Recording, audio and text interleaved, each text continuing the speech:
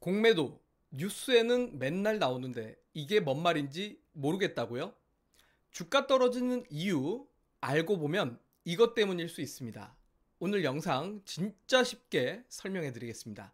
오늘 개념 확실하게 끝내고 가시면 좋을 것 같습니다. 공매도란 무엇인가 부터 이야기를 해보도록 하겠는데, 공매도라는 건 이름 그대로 매도입니다.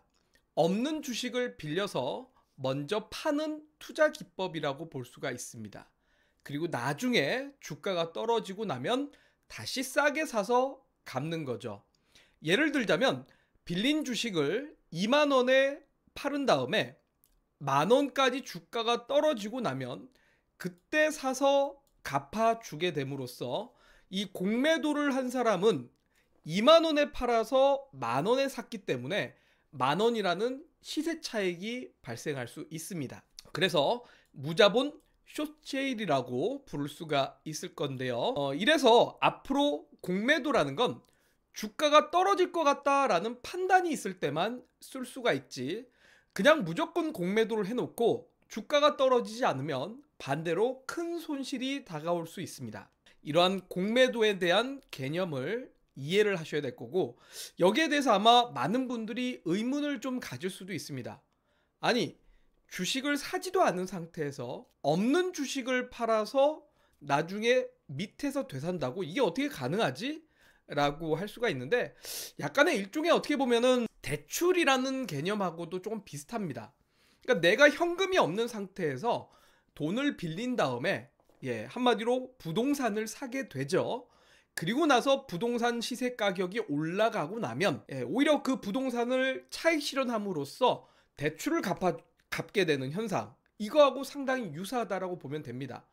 자, 그러면 대출과 유사하다라고 생각을 했을 때 공매도라는 건 그냥 누구나 흔하게 할 수 있게 열려있는 제도가 아니라 주식을 빌려야 된다라는 개념이고, 그만큼 빌린다라는 건 신용이 있어야 가능할 겁니다. 그렇기 때문에 풍부한 자금력과 이 자금력을 바탕으로 돈을 앞으로 갚을 수 있을 만한 신용도가 높은 주체, 바로 기관 투자자들이 이 공매도라는 걸 할 수가 있고, 개인 투자자들에게는 공매도 제도가 열려 있지는 않습니다. 그래서 간혹 기울어진 운동장이 아니냐라는 말이 있는 것처럼 거의 98%는 기관 투자자들과 외국인 투자자들이 한다라고 보시면 될 거고, 개인 투자자들도 직접적으로 공매도는 하지 못하더라도 여러분들이 쓰시는 HTS 창에 보면 대주거래, 대차거래라고 있습니다. 있기는 있습니다.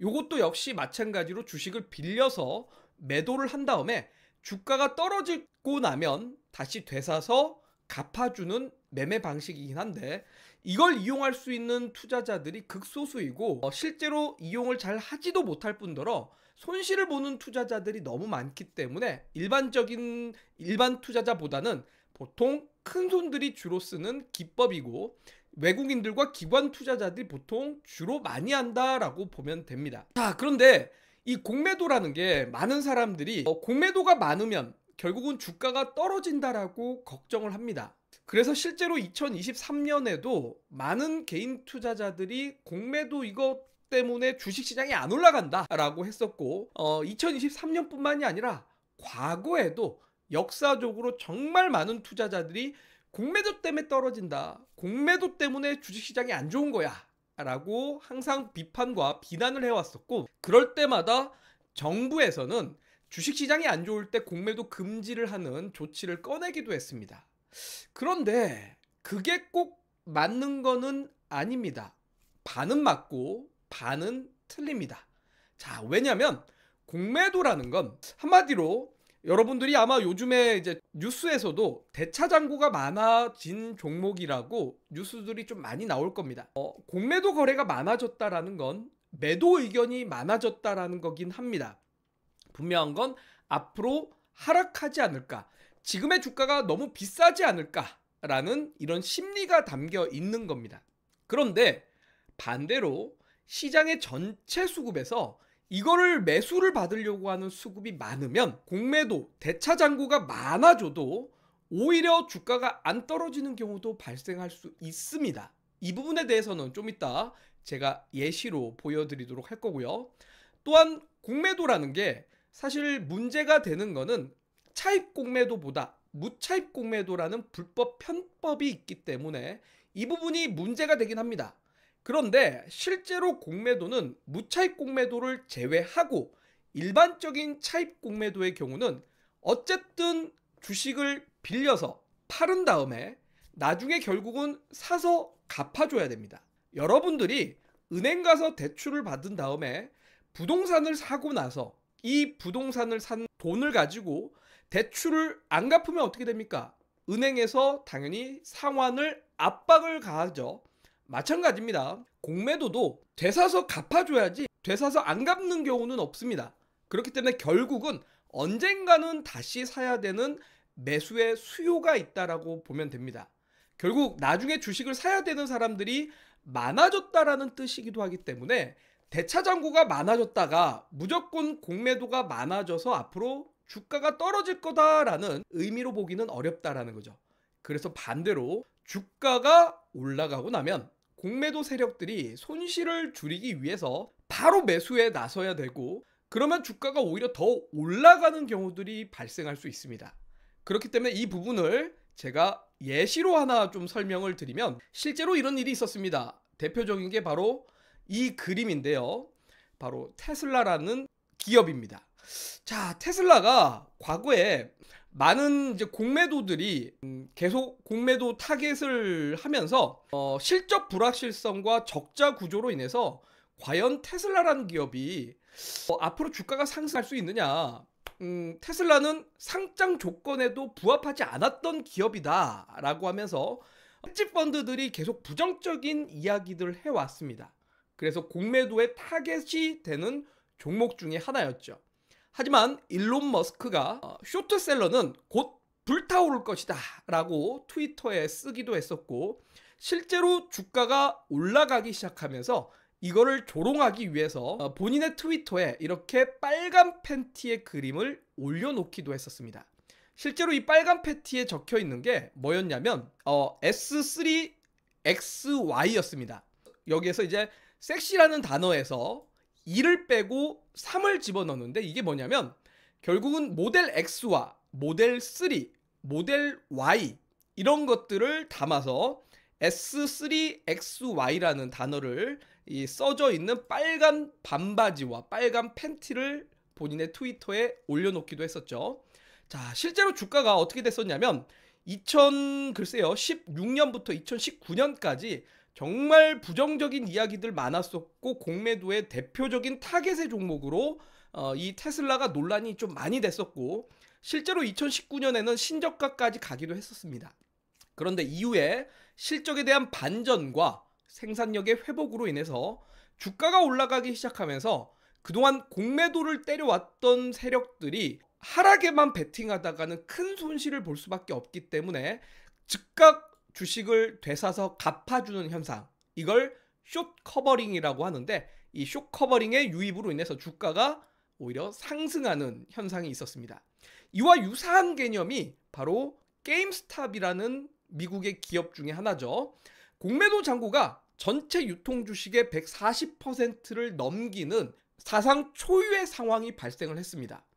그런데 개인 투자자들이 레딧이라는 곳에 모여서 공매도 세력에 맞서자라고 운동을 펼치면서 숏 스퀴즈를 유도를 해냈고, 실제로 2021년에 주가가 20배까지 올라가기도 했습니다. 그래서 공매도가 있다고 무조건 하락하는 게 아니라 오히려 주가가 상승하기 시작하면 공매도 세력들, 즉 매도를 해서 주가가 앞으로 하락할 거라고 바라봤던 세력들이 주가가 올라가기 시작하면 이 매도를 하고 있는 것이 손실을 볼 가능성이 높아질 수밖에 없기 때문에 즉각적으로 주식을 사서 따라 붙어야 됩니다. 그걸 바로 숏 커버링이고, 주가가 가파르게 올라가면서 어쩔 수 없이 뒤따라 붙는 현상을 숏 스퀴즈라고도 부르게 됩니다. 자, 이와 이제 또 반대되는 개념은 우리나라 주식시장에서는 대표적으로 셀트리온이라는 기업이 있습니다. 셀트리온은 우리나라 역사적으로 정말 강성 주주들이 많은데, 이 강성 주주들이 항상 셀트리온에 대해서 안타까웠던 게 공매도의 주요 타깃 종목이다. 항상 왜 우리는 공매도에 두들겨 맞아야 되냐? 여기에 이제 주요 강성 주주들이 들고 일어나면서 셀트리온에 우리 코스피에 이전 상장하자. 계속 이거를 주총에 올렸었고, 실제로 셀트리온이 2018년 2월 달에 코스닥에서 코스피로 이전 상장을 했습니다. 하지만 이전 상장을 했음에도 불구하고 실적 대비 고평가 논란으로 인해서 공매도에 집중적으로 타겟이 됐고, 주가가 결국은 하락하면서 투자자들 사이에서는 공매도하면 셀트리온이라고까지 인식이 강할 정도로 있었던 종목이기도 하죠. 그래서 항상 우리나라 주식시장에서는 야, 그래, 대차장고가 늘어나면 결국은 공매도에 타겟이 돼서 주가가 하락하고 폭락할 거야 라는 이런 시각들이 매우 강한 것 같습니다. 자, 그런데 사실 우리나라 주식시장에서도 역시 마찬가지인 건 공매도가 무조건 하락하는 것만은 아니다라는 것을 증명한 게 바로 2023년에 에코프로 계열사들입니다. 자, 공매도 세력들이 집중적으로 포지션을 잡았고 대차장고가 계속 늘어났습니다. 실제로 이때 당시에 더구나 이제 이동채 회장의 사법 리스크까지 발생을 하면서 문제가 발생을 했었던 주가였고, 공매도의 타겟이 됐지만 결국은 개인 투자자들과 기관 투자자들, 그리고 소위 유명한 사람들, 인플루언서들이 2차 전지에 대해서 계속 호평을 하기 시작하면서 주가가 올라가기 시작했고, 결국 공매도를 하고 있던 세력들이 이러다가 손실을 볼 수 있다라는 관점에서 뒤늦게 따라붙기 시작하면서 숏 스퀴즈가 발생을 했죠. 그러다 보니까 주가가 정상적인 상승이 아니라 매우 가파르게 올라가면서 폭등을 했었던 게 지난 2023년의 에코프로의 주가입니다. 이 사례가 바로 공매도가 오히려 주가 상승을 유발한 전형적인 케이스라고 볼 수가 있습니다. 자, 이처럼 결국은 공매도라는 게 무조건 주가 하락을 만들어내진 않습니다. 공매도가 많아졌다고 떨어지는 것이 아닙니다. 중요한 건, 오히려 정말 중요한 건 수급의 흐름과 그때 시장의 기대감이 더 중요하다고 생각됩니다.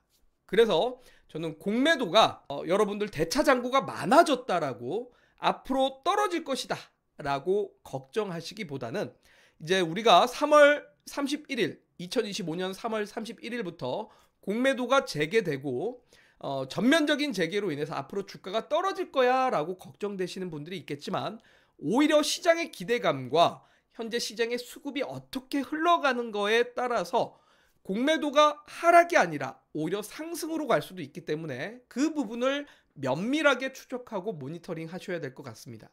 자, 그런 관점에서 이 흐름을 읽는 법에 대해서는 제가 다음 영상에서 제대로 다뤄보도록 하겠습니다. 오늘 영상이 도움이 되신 분들은 구독 눌러주시고, 영상이 이해되셨다면 또 좋아요 한번 눌러주시면 좋을 것 같습니다.